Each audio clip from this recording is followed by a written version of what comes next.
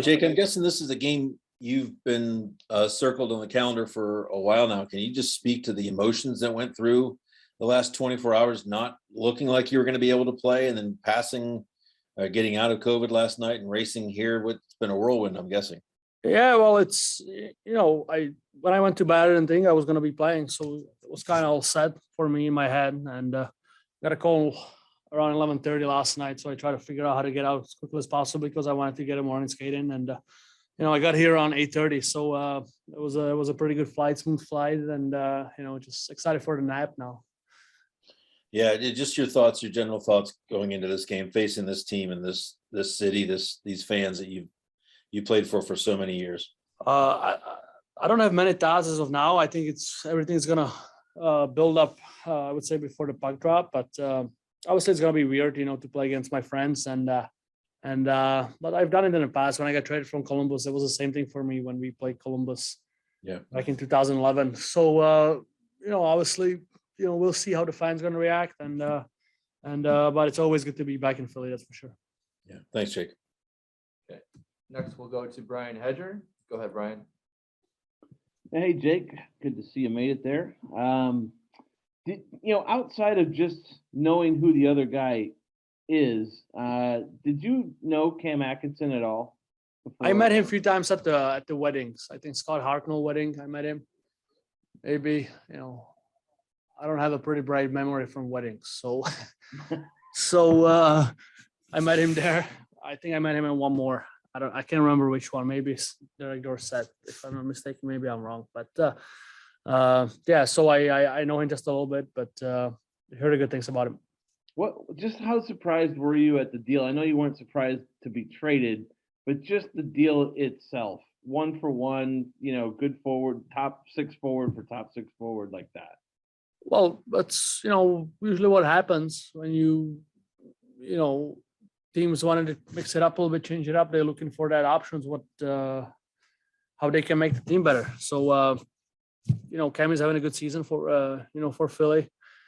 I would say I've been pretty strong in Columbus as well. So when you look at it this way, it's been good for both teams. But obviously, the standings isn't as good as we expected.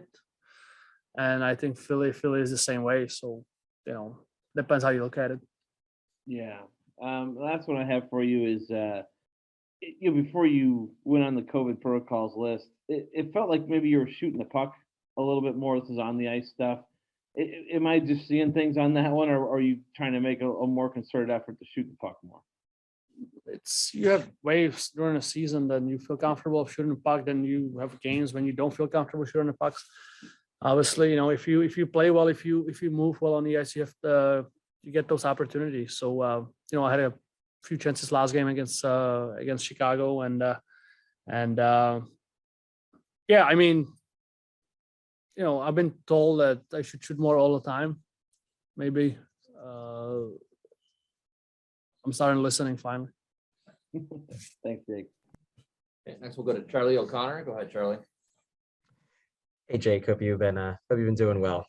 Just kind of to go back to the Philadelphia question. I'm sure you've had a lot of time to sort of reflect on your time, with the Flyers.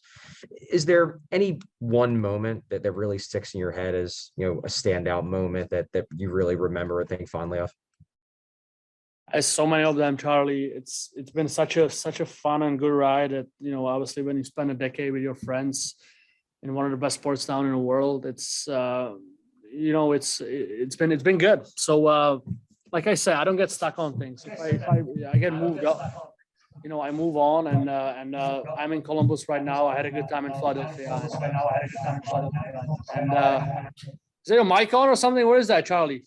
Thanks.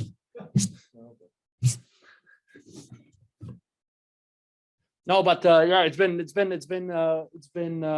been fun here. I still have a lot of friends here, and it's gonna be weird to facing them, but I know Philly went through a lot this year with a lot of injuries and stuff like that. So obviously, if you're missing top two centers, it's a tough time, to win some games, and it is what it is. But I always gonna remember Philly. It's gonna hold a special place in my heart. Okay. Next, we'll go to Olivia Reiner. Go ahead, Olivia.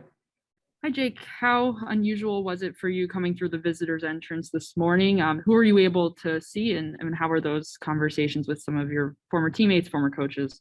Well, I got here pretty quickly. I was here by 9 o'clock or something. So I turned right into the locker room, Flyers locker room, went to say hi to the boys. So, I think it's the least thing I can do. And I didn't get kicked out, so it was good. But yeah, we chatted for a little bit. Unfortunately couldn't come yesterday, so we could have a dinner. But I'm sure there's going to be plenty of time to do that in the future. All right. Next, we'll go to Jordan Hall. Go ahead, Jordan. Hey, Jake, good to see you. How was he? Not much. You had a fun relationship with the fans here. They were hard on you, but you were hard on them. What do you remember most about playing in this city for these fans? I think the fun memory was when I scored a goal against Colorado, and everybody thought, including me, that Simmer got a hat trick. So all the hats started pouring down on the ice, and Simmer told me in a huddle that he didn't score that. So I was like, oh my God, let's see what's gonna happen. And I think everybody was booing, which was pretty funny. We were up like 4-0 in the first period, and we just had a lot of fun about that. So it's one of the memories. But yeah, sometimes those relationship doesn't hurt. When you have that relationship with someone, always open, always kind of hard nosed, and I had it like that. I stood by myself, and I had my opinion, they had their opinion, and that's the way it is. I wouldn't go any further than that. I'm sure there's no personal feelings about that. That's the way it was. Thanks, Jake. Next, we'll go to Adam Kimmelman. Go ahead, Adam. Hi, Jake. Good to see you. I know it was a little rush getting here this morning, but how are you feeling energy-wise, health-wise, coming off protocol? I mean, it's fine. I mean, I'm gonna say like everybody else saying it was, no symptoms. So, I was just at home. I was saying sometimes it's hard when you're playing with a broken face, bad shoulder, bad knees, bad hip, whatever. You bruised up. You're playing through those games, through those injuries, and then somebody tell you have a cold, you have to sit out. So it was kind of tough to handle.